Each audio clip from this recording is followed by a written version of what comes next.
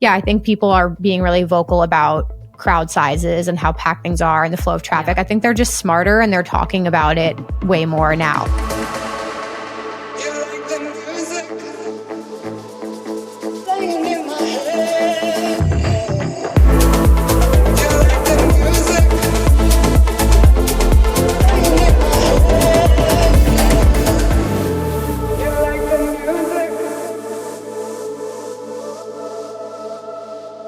What's up, guys? Happy Thursday. You know, when I first decided to pursue a career in dance music, I wasn't trying to become a DJ or producer, and I'm still not. I just knew I wanted to contribute meaningfully to this culture. And the first person I turned to for guidance was actually today's guest, Emma Kapotes. At the time, and for a long time, she was already carving out a unique path as a trusted voice in this scene, and her advice helped set me on my own journey. She has a community of over 36,000 YouTube subscribers and a massive following across social media. Emma has built something truly special, not by chasing algorithms or trying to go viral, but by being genuinely embedded in festival culture. She's boots on the ground. She's voice of the fans. She's the person they turn to trust to guide them through their festival experiences. They share their stories with her, and she represents their perspective. In this conversation with my friend, we're flipping the script. Instead of another industry insider telling artists what they think fans want, we're hearing from someone who's actually asking them. Emma shares invaluable insights about what makes fans feel connected to artists, how their expectations have evolved, and what they're really saying about their music experiences in 2024. So whether you're a DJ, producer, or anyone who works in dance music, this conversation will change how you think about building genuine connections with your audience. I am so excited to complete the trifecta, having you on my podcast. For my audience who doesn't know, Emma is literally the reason that I decided to truly pursue this avenue of like influencing and content creation. It was because of your advice and your guidance that I feel like I've been able to build my own little community. So I'm so happy to have you on my show. Yay. Thank you so much. That's like the ultimate compliment. So I'm so excited to be here.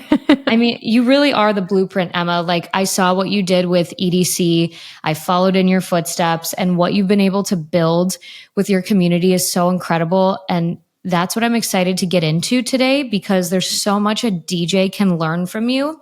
You're like boots on the ground with the people. Mm-hmm. You're for the people, with the people at festivals. You're not just in the VIP area, like doing the interviews, like doing the influencer thing. You're for the people. So I'm really excited to dig into that, because like you're the voice that, you know, artists need to listen to. So for those who don't know, walk me through your journey a little bit. Obviously, I know you were a fan, but talk to me about what you do for dance music. For sure. Yeah. I'll give you the like TLDR, but essentially, yeah, I was a fan first. I got into, I would say probably like the bigger like EDM scene in college, because I was in college in like 2009 to 2013. So when like all of that was exploding. And then it was really EDC Vegas in 2015. That was my first big music festival.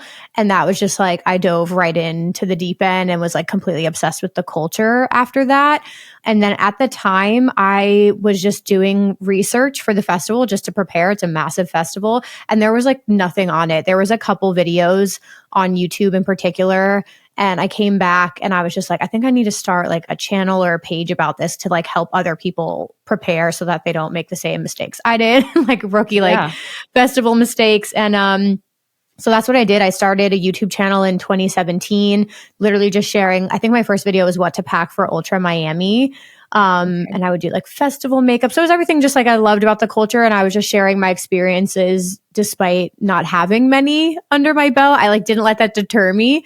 And then it just grew from there. And then I kind of like went heavier on Instagram and TikTok during the pandemic for sure. That's when I started TikTok. And then I started my podcast, Rave Culture Cast, in April 2019. And that was sort of just like podcasts were really blowing up at the time. And I felt like there wasn't really a rave podcast for the community. There was a lot of like interview based, like DJs being interviewed and things like that. But there wasn't really something to like talk about community stories or share like longer form tips. Right. So yeah, so now it's been like over 5 years of the podcast, and that has led to like me booking gigs with like Insomniac Radio and interviewing some like the biggest artists in the world, which is fucking crazy. So I'm like, sometimes like, how did I get here? But it's just snowballed over the years, and it's been like slow and steady since like 2017, I would say. And now I feel like I'm living like the fucking, I call it the Hannah Montana lifestyle. I have like my normal daytime routine. And then I'm like doing crazy shit. Just got back from EDC Orlando, and I get to do these like really cool opportunities. So it's like a double life I'm living right now. Yes. For those who don't know, Emma has the cutest baby in the world. Yeah. It really is. You really do it all. And it's just such a testament to like, just fucking start. Just start, because the amount of effort you put in will accumulate over the years and snowball into something amazing. And it's so funny. Like, the influencer landscape has changed, and content creator landscape has changed so much since when you first got into it, when you started throwing YouTube videos up, but the principles are the same. It's like people want a community, a place to land where they feel like they can learn from others who have, even with just one festival experience under your belt, you had valuable tips to give. And so that's, a pillar of building community. So when did you realize that like, okay, I have something here, people are responding, I need to put a more concerted effort around like building myself as a brand?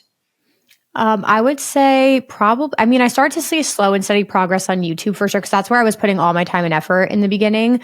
And then I would say 2019 was a pivotal year. I ended up going to like more shows and festivals that year. And then I started working with like brands a little bit, which was cool. I was collaborating a lot with other creators, because there were other like baby YouTubers and stuff like that. And we would, do all kinds of like videos together and stuff like that. And then I think, gosh, I remember one of my first like meetups I had for my community was EDC Vegas 2019. That was probably the moment where I was like, holy shit, what has this become? Because I ended up picking like a time and place to meet, and I was there for an hour meeting subscribers. This like line that went through, it was fucking insane. My friends were with me and they were like, what just happened? So that moment I was like, whoa, this has like become like something way bigger than myself. But yeah, I think it was just like finding the right avenues and platforms to reach people and help them, because that was the biggest thing. It was always like, what are people talking about? What can I help them with? How can I make videos and content around that? And then how can I like share my life and my experiences that other people can relate to? So I would say like 2019, I started to see it like starting to go up from there. Yeah. I can't even imagine that feeling of like people lining up to meet you. That's got to be so rewarding. Crazy. Yeah. I love it. So what does authentic community building truly mean to you? Because a lot of the people who listen to this show and a lot of the artists I bring on, rightfully so, talk about wanting to like grow their follower count. How do I get more followers? Because, it leads to more gigs or whatever, but that is a different thing than building a community. So how do you differentiate the two? Because you also have a lot of followers. I think it could just be your mindset and how you're approaching it. Like, I very early on had the mindset of like slow and steady wins the race. Like, I'm in this for the long haul is what I told myself. So I was just not concerned with like, I need to get followers really quickly and that's going to like open a million doors. It was like slow and steady consistency. Like, that was the key word. Just be consistent, continue showing up. It's okay if these don't get like a million views and all that. It's just like continue putting out content. And then like eventually, I guess that compounds like over time. And then again, just being like authentic to myself and making sure that I was like sharing my life and having content that was like relatable to people. So yeah, I think it was just a mindset of not getting discouraged if things weren't like popping off or happening quickly, because there's so many things happening kind of like behind the scenes for you that you may just not see yet. So I just really was just like head down, just keep progressing, keep doing what you're doing. And over time, this is going to like build into something. And I just tried to keep putting the energy like back into my community. And I would say I'm very, very like communicative and vocal, like chatting with people every day in my comments, DMs, like making sure I'm answering everybody. And there's been so many like different ways I've just connected with people. I've featured subscribers in videos. I was thinking about that the other day. I remember I did a makeup tutorial and I would call, I was like, give me your number. And I called people and asked them like what makeup product I should use. And then I featured them in my YouTube video. So I would just like find ways to like incorporate them into my videos as well. But yeah, I was like, we're in this for the long haul. So we don't need to like freak out that things aren't happening overnight for us.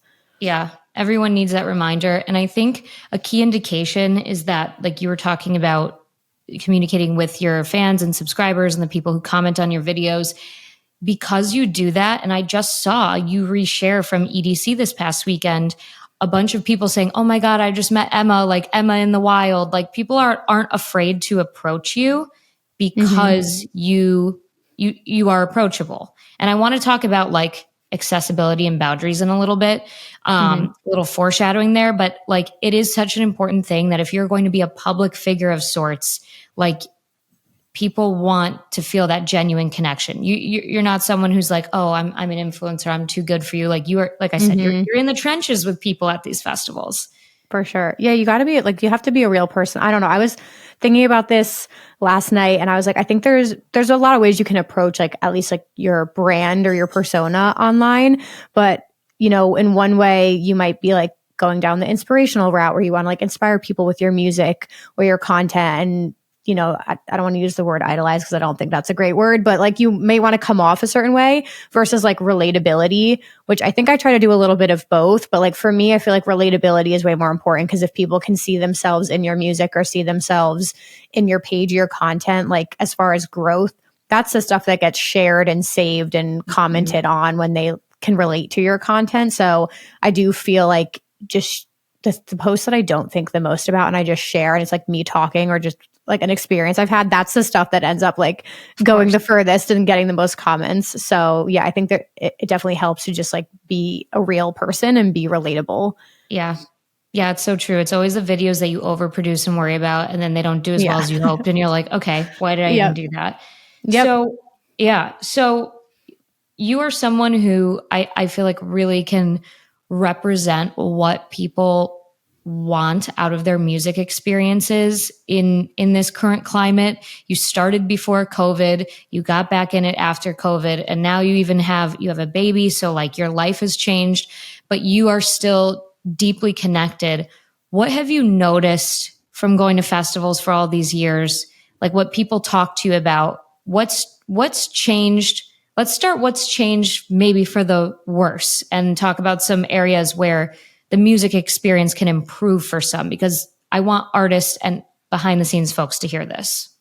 Okay. So I would say, I mean, I think people are just very like comfortable being vocal, which we all know now. Like Yeah. expectations are definitely higher, and there's plenty of places to like voice those opinions online. So I'm personally in a lot of Facebook groups. I'm on Reddit. Like I am just kind of like tapping into what people are talking about. And I think I mean, for the worst is hard. I was going to say for like for the more positive side, like if people catch on to something really quick, like whether it's like a 15-second snippet of your track or something that like that on TikTok that they like really, really love, like we've seen that spiral to the point where like people need to produce their music and get it out faster because people Yeah. are just Yep. really excited about it. And it's like, okay, well, if you're going to tease something, then people might want to like, might want to hear it. But I don't know. I'm kind of like a little stumped on that one. Yeah, I so the reason I asked too is because I'm starting to go to less and less festivals as I get older. Mm, And it's like much to my dismay. But like I do know I've had event producers on here that have talked about the rising cost of festivals and how hard it yes, yes, yes. is. And it's, people are holding a lot of these behind the scenes folks feet to the fire because, they want life how it was pre-COVID, Mm-hmm. and it's just not feasible. And so, in my mind, I'm trying to, as an entrepreneur, Mm-hmm. I'm constantly thinking of solutions like how can we make this, a well-rounded experience for everyone. So that's why I was curious if you heard, anything. I know that like festivals getting super packed has been an issue Mm-hmm. for people, but that's because I think the scene is growing. Do you agree with that? Yeah, no, thank you for jogging my memory. Yeah, I was gonna say, so as far as like events, I mean, people just care about if you're gonna raise the prices of tickets, which I did a whole podcast episode about like why costs are rising. Free water is like a no-brainer at this point. Like if people I've seen a festival this year get chewed alive because they did not have any free water refill stations on there, and it's just like that. You just can't do that anymore. Like they're not going to tolerate that. So I think like just making sure people's well-being is being taken care of, also their experience like if you're going to sell a lot of tickets, how is the show actually set up? Like, what is the standing room like? How is the DJ set presented? I feel like even with Boiler Room or these 360 shows now where people can see like all around the stage is really interesting. So like really thinking about the fans experience from like the time that they get there to the end of it. Even, I mean, for the people who can't go to the events, like I listen to a lot of sets on SoundCloud now. So even like thinking about if you're going to upload content from your set afterwards that people can still like listen to or stream or share is really important. But yeah, I think people are being really vocal about crowd sizes and how packed things are and the flow of traffic. I think they're just smarter and they're talking about it way more now. So it is holding event producers up to a higher standard for sure. Yeah. And there's got to be some middle ground. It doesn't have to be black and white. You know, I think obviously with certain festivals that are in locations that they have them there every year, they're limited by the size of the park or the area or whatever, but there's got to be creative solutions. And that's why I think it's important for there to be these conversations on podcasts, online, because it can help spark ideas. The best event producers are the ones who will listen to people and hear them out. It's not always necessarily coming from a good place, but at least hear them out because feedback is invaluable. Feedback is how I have, you know, changed the direction of my show, which you and I have talked about. I mean, feedback is like key. So in terms of relationships between fans and artists, I think we've seen a big shift with TikTok. And I don't want to say parasocial relationships because I don't want to like paint people in that light, but I do feel like people feel like they deserve more access to artists than ever now. Sure. What are your thoughts on that? It's hard because I mean, as a fan myself, like I do love, if I'm like tagging my favorite artist a ton of times and they ever respond to me, like I value that moment. So it's always like a surprise and delight situation. Like I don't expect anything out of them, but if I happen to get a response, it's just like, holy shit, let alone like a tweet back or a response on TikTok or answering a DM. So I think it's like a nice opportunity to be able to surprise and delight your fans by answering. I still have favorite artists who like, they're not social media people at all. They've never answered anything. They show up in different forms, which I think is cool. Like they may have more in-person opportunities to interact with them. But I think, again, just going back to relatability, I think going the extra mile, if you have like a little bit of time in a week to just like get in your DMs and respond to them or respond to a comment, like people are usually shocked to see you answering. And it also kind of like breaks that wall of feeling like you're talking to not a real person, but when you actually get a response back, it just humanizes you a little bit more too, you know, in a positive or a negative way. Cause I think people just think that they're like throwing out comments and no one's actually reading them, but you are. So I do think it's a nice way to just like interact with your fans. Even I know like I just joined James Hype's Discord this week to check it out. So I was listening to a podcast and I didn't know he had a huge Discord. And I think that's sick as well. Just even having like your own server where like your fans can all connect with each other. Yeah. That happened with my podcast. Like I had a Facebook page and people started becoming friends with each other and then meeting up on their own at festivals. And it's like this space you created has now allowed other friendships and relationships to form. Yeah. So using your platform to like make those opportunities as well is like a really cool way to go about it. Yeah, it's a huge responsibility. If you are curating a space, whether it's online or in person, for your fans to connect with each other, I mean, I feel like it's an honor, but also a responsibility because like you've created that space. And so I think it's one of the most valuable things in the world in terms of like selling tickets, getting people to come to your shows, buying your merch, but you also have to pour into that community as well. For sure. Yeah, definitely. And I mean, we saw a little bit of that with like live streaming during COVID. I mean, I know like I've interviewed Blossom and Sophie Tucker before and talked to them around that time about how that happened. Now, obviously it's different now. I think people's capacity is clearly not the same, but even just showing up on like live streams, like I think the relationships they built during that time, and you could equate that to just going like live on your Instagram now or going live on TikTok or even doing like a Zoom call with your fans. I just think it goes a really, really long way. And those like one-on-one interactions you're having are just as important as like you on stage in front of 50,000 people. Different experiences, but equally important in my opinion. Yeah, it's such great advice. So I was going to ask you like how can DJs better serve their community? Because, you know, the complaint that I hear a lot from the people that I work with is like they cannot handle one more thing. Trying to Mm-hmm. produce music, get gigs, and then post on social media is, already nearly setting them over the edge. So do you have any suggestions on easy ways where artists can start building a community potentially from scratch that is sustainable for them? Mm-hmm. Yeah, I mean, I would say don't overwhelm yourself at first because, like, I've spread myself very thin across platforms and I'm like still working on, okay, how do we get more focus? So, even if whatever feels the most natural to you, like, maybe start there first. So, if you're a fan of Twitter and just sharing your thoughts more frequently is something you want to do, like, maybe start on Twitter. Or if you're a more private person and you feel like a Discord server could be a cool way to go, like, I'm in Ophelia Records Discord. They have a pretty big Discord community. That could be a way to go. Or, like I mentioned, if like sense of humor is your thing, so I've seen a lot of artists like just make like funny skits and stuff, go down that route if that feels the most natural to you. But I would maybe like pick your avenue of what is like the path of least resistance for you. Yep. And start there. And then you can go. Don't try to do like all of it all at once and be on every platform, but maybe dedicate like a little time just to responding to people here and there.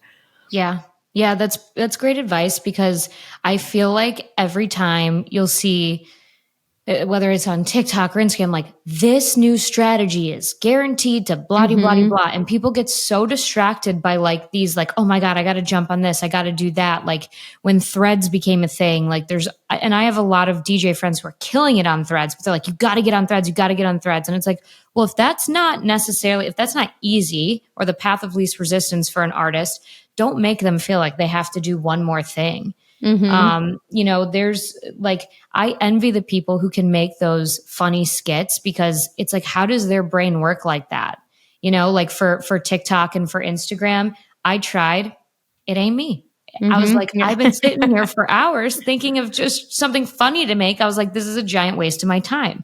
Yep. And so I think that's really great advice. Find something that just isn't going to disrupt. And it's also, it's all about being authentic, right? If like Mm-hmm. that comes naturally to you, then that means that's probably what you should be pursuing.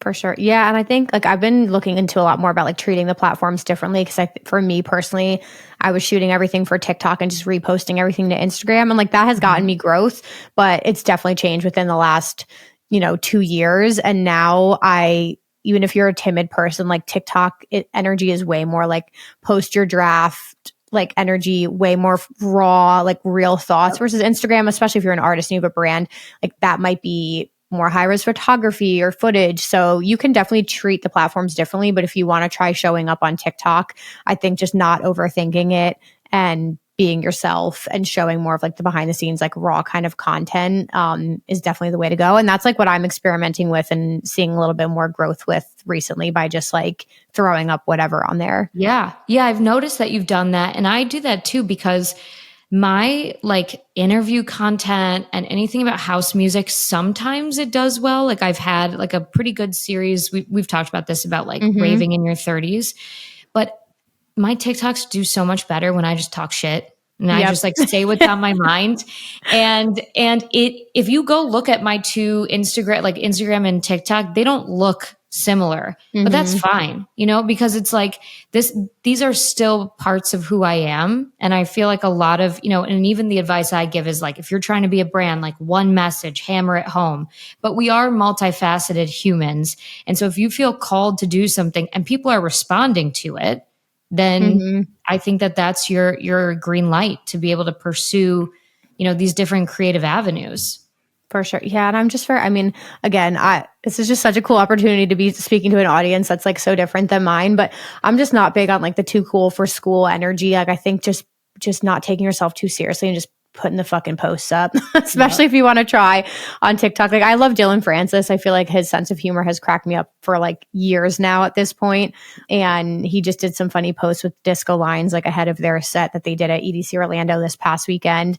And it just was like authentic and funny to them. It was just their personalities. And like I love seeing stuff like that because again, you can be a huge artist and still have time to like, Yeah. Throw up fun content.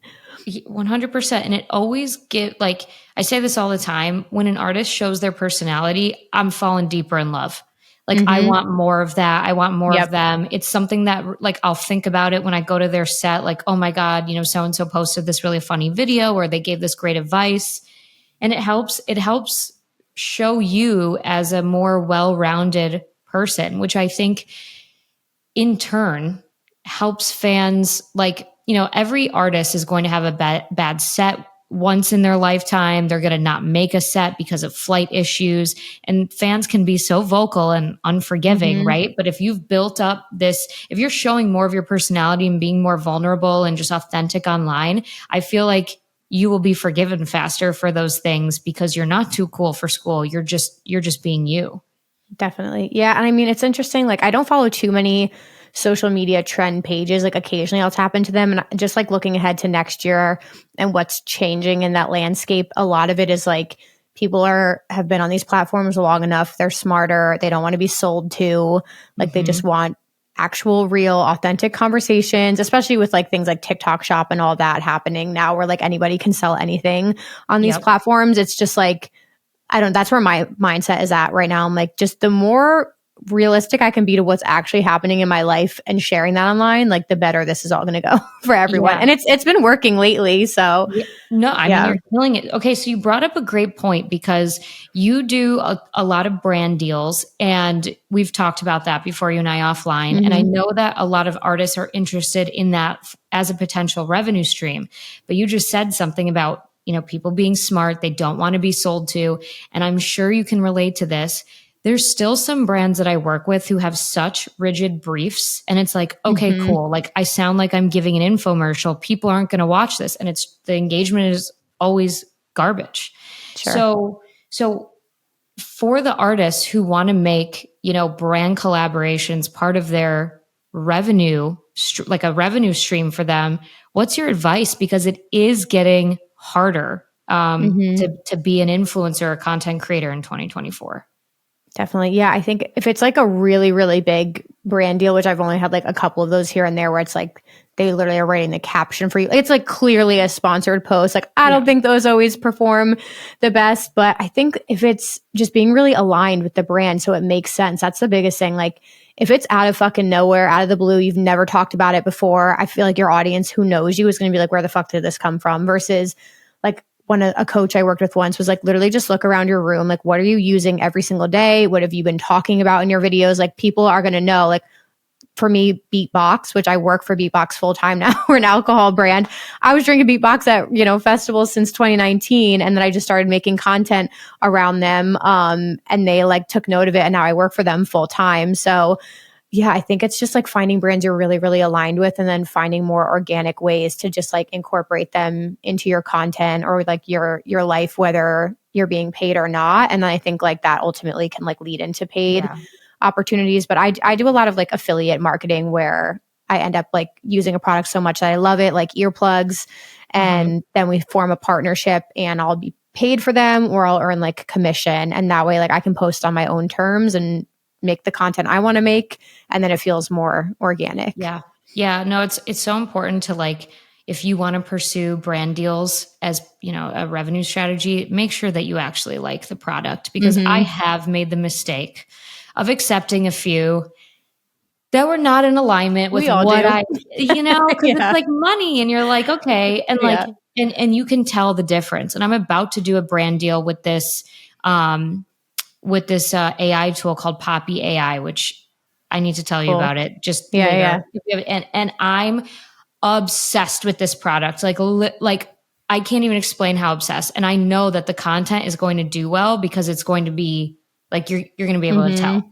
So yeah, I think that's really important. And affiliate revenue, what you were talking about, there's a pretty low barrier to entry for people to become affiliates. Like, you can literally, if you like a product, go to their website, see if they have an affiliate program, you sign up. Obviously the commission structure is a little bit lower if you have less followers, but I think that's a really great tip for artists looking to try to start making some money from collaborations. Yeah. Yeah. Think about it. Like, whatever it is that you guys are are working with a lot, or like, I don't know, maybe you're an energy drink and like if you love a certain energy drink brand or like whatever it might be. We know other artists who are like podcast hosts as well. So it's like trying to get people on board. But yeah, affiliate marketing definitely was like one of the first things I ever tried. And that's just like an easy on my own terms, just like monthly revenue that comes in depending on how often I like make content or share links. Yeah. Yeah. No, it's great. So, okay. I mentioned this earlier. We're talking about, being accessible, being relatable. There's a double-edged sword with this, with boundary setting, because I don't know if you've ever experienced anything personally, but I feel like I'm also a pretty accessible person. And there's sometimes where I've allowed people to cross boundaries of contacting me too much, whether it's for free advice or, whatever it is. And so I think it's an important thing for artists to consider what their boundaries are as they're building the community. So I'm curious to hear your thoughts on that and how you've built yours.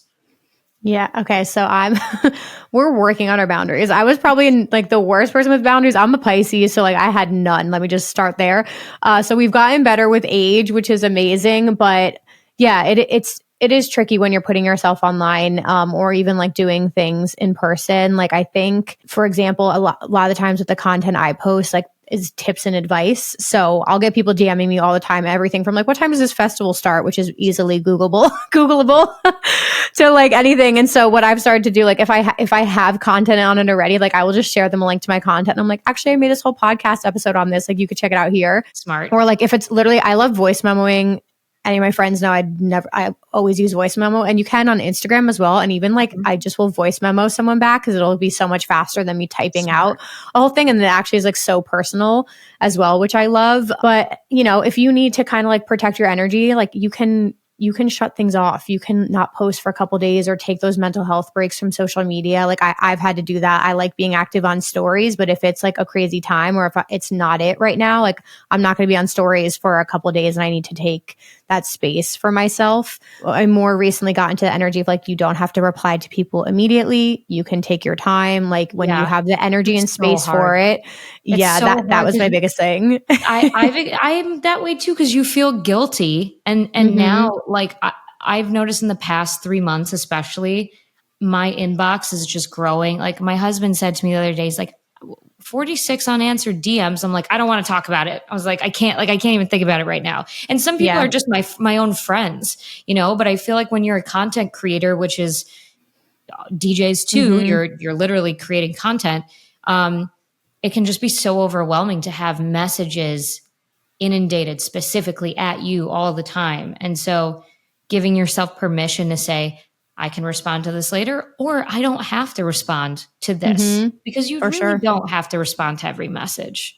Definitely not. And there's like automated things you can use as well, like on Instagram, because we have like a huge brand account for Beatbox, and we use automated DM responses, whether it's just like emojis, or just so somebody feels like they've been heard, or even if you have like assistant or somebody that could help a little bit too, like that. I've dabbled with like all those different avenues of doing that. But yeah, not everyone obviously deserves your time and energy. And even when it comes to opportunities that come your way, like the word no is amazing. And I've gotten so much better. I think I was in the headspace of like taking every opportunity for a while. And I remember just being spread so thin, and I like some things would come up, deadlines would come up, and I'd be like, fuck, why did I say yes to this partnership? Like this does not feel aligned. Now this feels forced.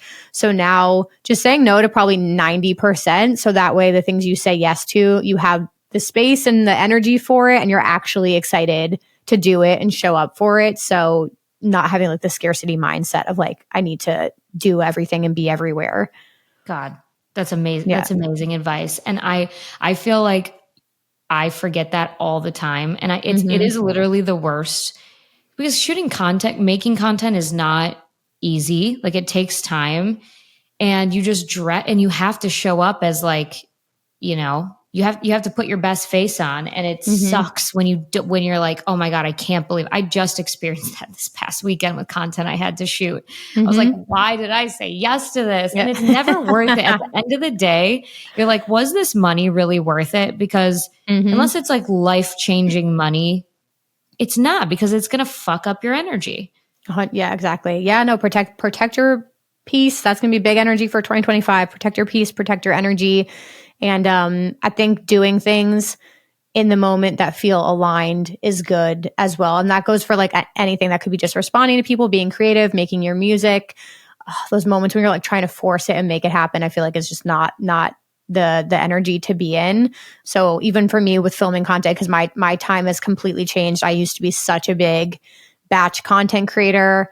That's like what I taught when I was like coaching. And yeah, life is different. I have a full-time job. I have my son. So I literally now just film whenever I have time and feel like motivated to get on camera. So it's very different than what it was before. Yeah, but you can't hold yourself to the same standard as like your previous life. Like you have to change and flow with how life changes and flows.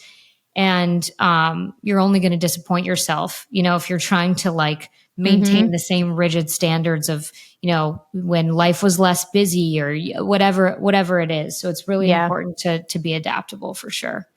Oh yeah. And I think just like the boundaries with your time again, even if you need to like time block your day, like even with work, my work knows like when I get my son from daycare till he goes to bed at 7:30, like I am literally not on my phone during that 2.5 hour window. I'm not doing anything other than dinner and playtime, and like the rest of the world can fucking wait. So if you have to like plan your day in a certain way, then do what works for you. Yeah. It's so true. And that's the boundary you have to set with yourself, because it's up to you not to reply. Like you can tell somebody, don't message me, don't do this, but like you can only control your own behavior. And so I think once you can master that, like it really is life-changing. For sure. Yeah. Well, tell people where they can find you, because you have an incredible podcast and I know they get a ton of value out of it. Thank you. Yeah. So I have my podcast, Rave Culture Cast, comes out every Wednesday. We're about to be wrapping up our next season. But it's at Rave Culture Cast on all platforms. And then my name is at Emma Kapotes. It's just my handle on everything: YouTube, Instagram, TikTok, all that good stuff. And my door is always open. So of course you guys can always shoot me a DM, or if you have questions, just let me know. Amazing. Emma, this was so nice. Thank you so much for joining me. I appreciate you. This was so much fun, guys. Go connect with Olivia. She's the best. What strikes me most about this conversation with Emma is how she's managed to build such a devoted following by simply being present and listening. It's like the basic skills you're supposed to learn in kindergarten. While many of us in the industry are caught up on the next big marketing strategy or social media trend, myself included, she's out there having real conversations with the people who matter most, the fans. They're the reason why this industry exists. Her insights remind us that at its core, dance music has always been about community. It's not just about the perfect track selection or flawless mixing. It's about creating moments that make people feel seen, heard, and connected. So for the DJs listening, I hope this conversation inspires you to look beyond the decks and really understand who you're playing for. As Emma showed us, sometimes the best way to grow your following isn't through complicated strategies, but just through genuine connection and understanding. So go out in the crowd, talk to people. It's that easy. Big thanks to Emma for sharing her unique perspective and for being such a powerful voice for dance music fans everywhere. You can follow her journey on YouTube, Instagram, and TikTok. She's at Emma Kapotes or the Rave Culture Cast. And don't forget to subscribe to this channel if you want more content like this. Until next time, stay elevated.